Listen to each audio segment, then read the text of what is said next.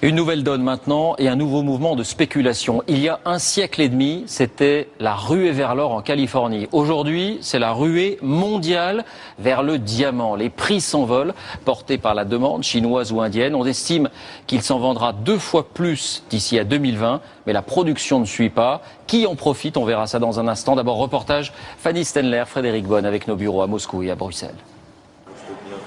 Le diamant et ses dizaines de facettes. La plus brillante des pierres précieuses, un rêve pour beaucoup, le plus souvent inaccessible.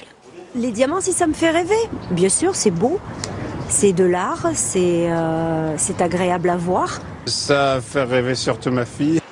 Mais d'autres ne se contentent pas de rêver, ils achètent. La preuve, le marché est en pleine hausse.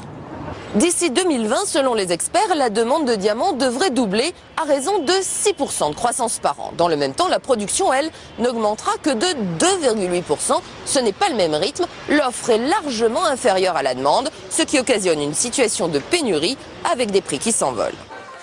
Les plus gros acheteurs, et c'est nouveau, on les trouve dans les pays émergents, notamment ici en Russie.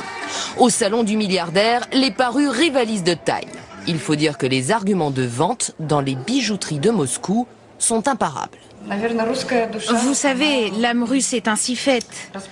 Quand les hommes font ce type de cadeaux au prix élevé à leurs femmes, c'est ainsi qu'ils montrent leurs sentiments, mieux qu'avec des mots. La hausse de la demande, c'est ici à Anvers, en Belgique, dans le quartier des Diamantaires, qu'elle est la plus visible. Dans ces rues ultra sécurisées, nous sommes au cœur d'un marché de plus de 30 milliards d'euros par an. Dans cet atelier, on taille et on expédie les pierres. Des colis qui partent vers de nouveaux horizons très lointains.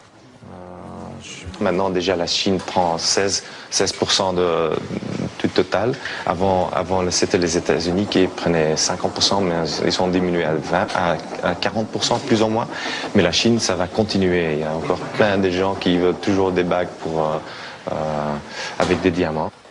D'Anvers à la place Vendôme à Paris, ces nouveaux acheteurs se permettent toutes les folies, comme cette bague d'exception. Au cœur, une pierre de plus de 5 carats, soit 1 gramme, son prix de vente, 1 million d'euros. Des pièces qui risquent de devenir de plus en plus rares dans les années à venir. Les marchandises sont de plus en plus difficiles à trouver, car qu'est-ce qui est difficile aujourd'hui à trouver? Ce n'est pas réellement le diamant. C'est le diamant dont nous avons besoin dans notre métier, c'est-à-dire les diamants de très grande qualité. Et aujourd'hui, les joailliers espèrent que de nouveaux gisements seront découverts pour continuer à alimenter le marché. Bonsoir Jean-Paul Chapelle, vous nous avez rejoint. Alors qui profite de cette flambée? Quels sont les pays producteurs de diamants aujourd'hui? Bien, David, cette production de diamants dont la valeur est en train de flamber, c'est une véritable poule aux œufs d'or pour un petit pays, le Botswana, que vous voyez ici au-dessus de l'Afrique du Sud, à lui tout seul, 22% de la production mondiale, suivi de près par la Russie, le Canada et aussi, bien sûr, l'Afrique du Sud.